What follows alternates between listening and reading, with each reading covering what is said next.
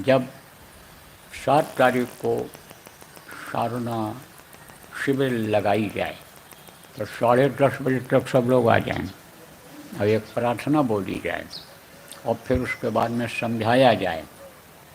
और जब यानी समझो 11 बजने का टाइम आवे तब जो है वो नाम ध्वनि शुरू कर दी जाए, जय गुरुदेव नाम की ध्वनि शुरू कर दी जाए।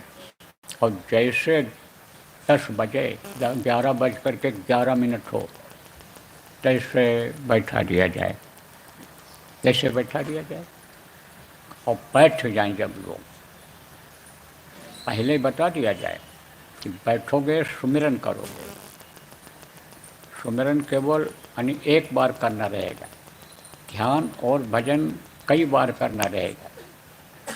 जितना देर जो बैठ सके कोशिश ये रहे कम से कम 1 घंटा, कम से कम 1 घंटा, 1.5 घंटा, 2 घंटा, 3 घंटा, 4 घंटा, 5 घंटा, 24 घंटा वाले भी हैं जो लगातार बैठ चुके हैं, मानेंगे वो तो बैठे रहेंगे।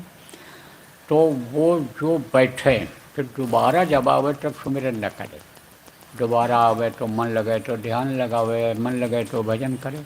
तो ये बात पहले बता दी जाए कि सुमिरन 8 माला का जो बताया गया उसको करो, और सुमिरन जब पूरा हो जाए तब ध्यान लगाओ, भजन करो। सुमिरन करने से पहले गुरु का ध्यान लगा लो और फिर ये जो 5 नाम के धनी हैं नाम लेकर के अलग अलग इनका रूप को याद कर लो और फिर गुरु को याद करके प्रणाम कर लो। पहले भी गुरु को याद करो तब अंतर में प्रणाम कर लो, सिर झुकाने ज़रूरत नहीं है। वो तो बैठे बैठे आराम से प्रणाम करोगे तो वहाँ पहुँच जाएगा, वो कबूल कर लेंगे।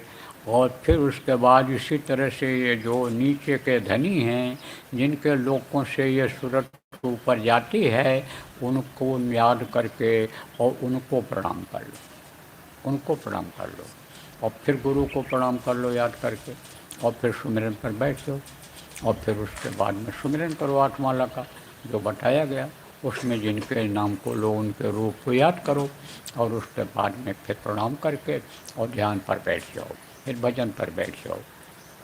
जब आओ तब भी ऐसा कर सकते हो, इसको संपुट कहते हैं। किसको शुरू में याद कर लिया 5 धनियों को, गुरु को, और जब उठे तब याद कर लिया, फिर जब दोबारा बैठना हुआ तब फिर इसी तरह से याद कर लिया, तो इससे विघ्न बाधा कम आती है और मन रुकता है और इनकी भी दया हो जाती है कि ये हमको याद कर रहे हैं, हमसे कुछ चाहते हैं तो हम भी इनकी थोड़ी मदद कर दें।